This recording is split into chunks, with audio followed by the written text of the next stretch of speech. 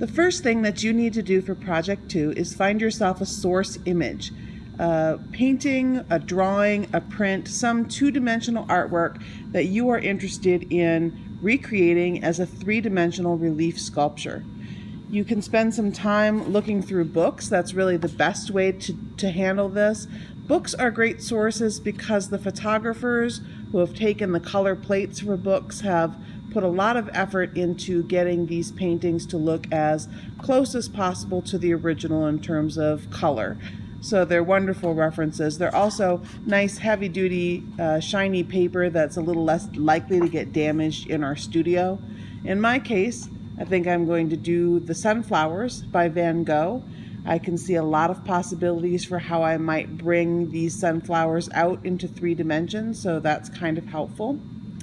If you have a work that's more contemporary and our library here does not have a book on that artist, you can also find somebody on the internet. You're looking for a high resolution photo, something that's at least 800 pixels, and you also want something printed out on glossy photo paper. Do not come in with it printed on regular 8.5 by 11 like printer paper. That's just going to get destroyed super fast in the studio. So something on glossy paper that you can get either by buying the paper yourself and running it through your inkjet printer, or going someplace like Staples and asking them to print it for you. For this next step, you will need a few materials. You'll need a piece of clear acetate or overhead projector film, which you can get from me. You'll need a nice sharp Sharpie marker and a piece of tape. I like the blue tape, the painter's tape, because it doesn't stick so much to things, but any tape will do. So what you're going to do is put the acetate over the color photograph or color plate that you have and line it up so that the part or all the parts of your image that you want are underneath the acetate. In my case, this color photograph is actually a little larger than the acetate, but that's okay because I kind of like the idea of cropping this in a little bit. Not to second guess Van Gogh here, but there's a little extra room on the sides, so I don't feel like I need that necessarily in my image. Once you've got it taped down, that's just to hold it in place, you are going to trace everything that is key to your image. So you don't have to necessarily do every detail, all of the little bits and pieces, just the main forms that are going to be part of your sculpture.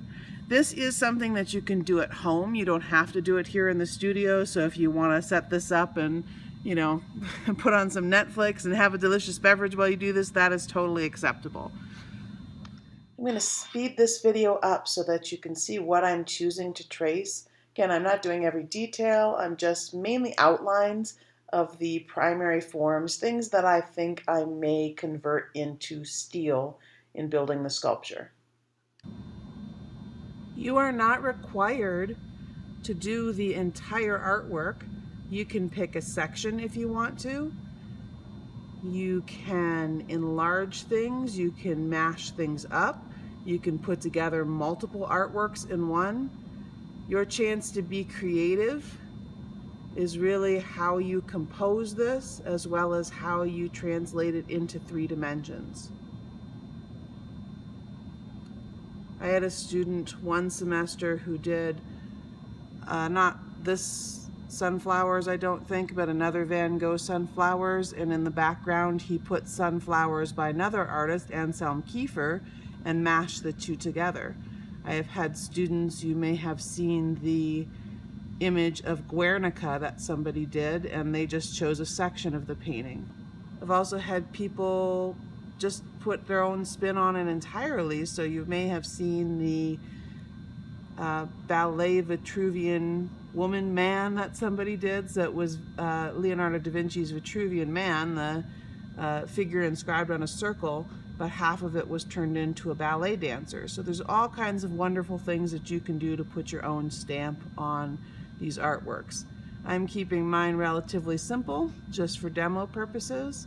My main interest in doing this will be how I can creatively translate this into 3 dimensions, but I'm really looking forward to seeing what kinds of original takes you all can put on your artwork.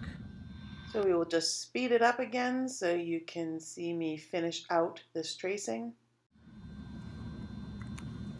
One of the reasons that it's great to have this piece of tape on here is before I completely pull the plate off, I can lift it up and see if I've got everything in my drawing that I want to. It looks pretty good. And then I'm carefully, so I don't damage the book, gonna pull that tape off, and now I have my clear acetate version. If you make a mistake when you're drawing, so let's say, if I put this back on here for a second, let's say I meant for this petal here to actually be further over, I can just redraw the new line, and then what I usually do is make little hatch marks through the one that isn't right, just so I know that that's not the one I want to use. Once you have your transparency all ready to go, you're going to bring it over to one of our overhead projector stations. We have 3 of them in the studio. One of them is over here by the door. Another one is by the cabinets where you get your tools. And then there's a third one that's normally set up in the hallway by where the bathroom is. However, that one's not set up right now. It's only if we have more than 2 people going at once that'll set that up for you. So you may not have had occasion to use an overhead projector before, but it's pretty simple. Each one of ours came from surplus, so they're slightly different. And if you're not sure where a button is on any of them, let me know. You will put your transparency on the kind of glass table here, and then you can turn the projector on. That will cause it to light up, and it will filter your transparency through this lens, and it will project on the surface of the wall in this case. Now we can adjust how high or low that projection is by simply moving this lens on the top here. We can also make it bigger or smaller, and we have a very high-tech way of doing that in the studio. We're just going to grab the table that the projector is on, and we're going to move it closer or further away. So mine is way too big right now. I actually need to get this closer. So I'll just tug that table in, and you can see it get smaller and smaller. So the next thing that I'm going to do is I'm going to take my board and I'm going to put it back there on that second table so that the image is projected onto it. So now you see I have my board back here ready to be transferred onto. I have my image so that it is sized correctly for the board. If it's a little bit out of focus, this knob right here will bring it into focus for me, and then I can adjust accordingly. You'll notice that my drawing doesn't fit exactly on the board. Van Gogh's painting is taller and skinnier than the board that we have cut. This is the board cut in half. So you have a couple of options here. Either you can cut things off, just draw a line at where the edge of your image is, and you will build your framework that size so that your actual artwork is slightly smaller than the board you've cut. Or you can just make some adjustments based on where this is composed on here. So you can use this as a chance to be kind of creative about, hey, you know what, I really want this to be filling the entire board, so I'm going to zoom in on it, for example. That's totally a valid option.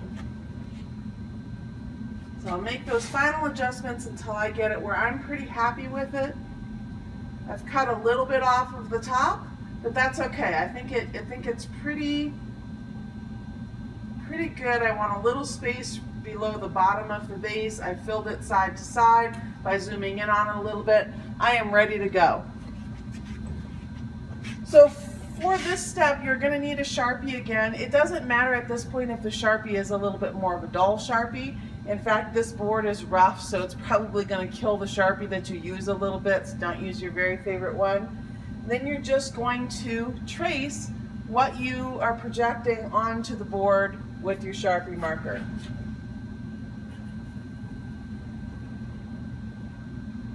I think this is kind of a relaxing task. No need to rush it. You can take your time with it to get it right. If you do make a mistake with something, it's very similar to what I told you with the transparency. Just cross out the mistake or make a note to yourself of which is the line that you want to use. You want to take a little bit of care here because this is going to be your guide for what you're making. You don't have to follow it absolutely, but the more careful you are at the start, the closer a guide you have to go from. So if you make alterations, you're making alterations because you want to, not because you didn't do a good job with the tracing. So once again, I'm going to speed this up. The entire drawing actually took me 8 or 10 minutes to make, but I figure you don't need to watch me trace on a board for quite that long. But you will see that I'm kind of working side to side on the board, coming over to the left and then stretching over to the right. It's more a comfort thing for me than anything. It's hard to hold your hand up in one position for that long. But I'm trying to take care to make sure that I get all of the lines and forms and that I'm not missing anything. I will definitely check before I move the board.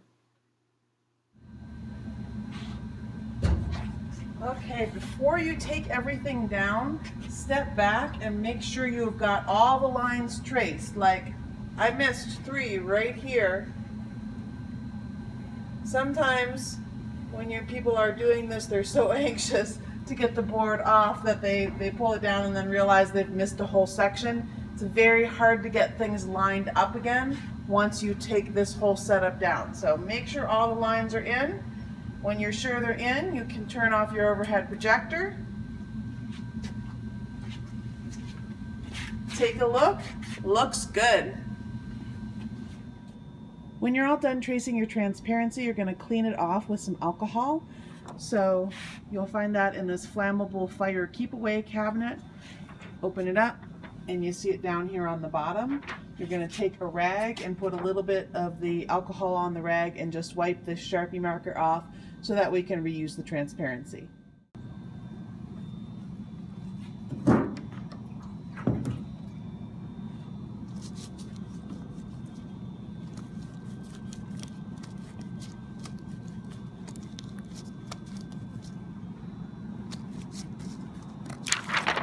The next thing that you need to do is create a framework for your artwork, for your relief sculpture.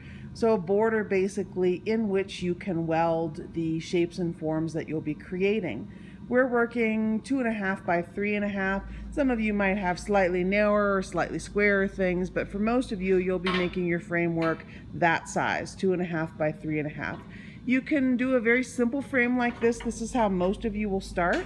So it's just 4 pieces of steel rod of the same type that we've been using for project 1, welded together very solidly at the corners.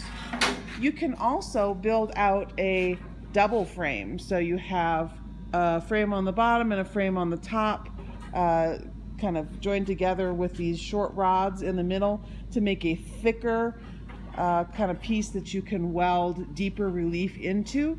This particular student whose work I borrowed kind of made a diagonal, but you could do straight one on top of the other two. If you look at the examples in the Project 2 guidelines, you'll see some people who did this. It is something you can decide now. If you know for sure, yeah, I'm going to go deep relief, you can go ahead and begin with this framework, or it's something you can add in as you go. But this basic framework is definitely where you need to start. When you are all done tracing, you're going to take your board back to the back wall. You see where the doors in the garage are, and you'll see all of these boards from other classes. Our spot for boards is on the very end next to the welders. You see it says Monday, Wednesday, 10:20. So you'll neatly place your board and your framework, if you've got it done, in this area. It's important to try to make sure that the board is straight up and down with the wall. You see how these other classes have put things at a tilt. That's really bad because it puts pressure on the boards and it can actually break somebody else's boards.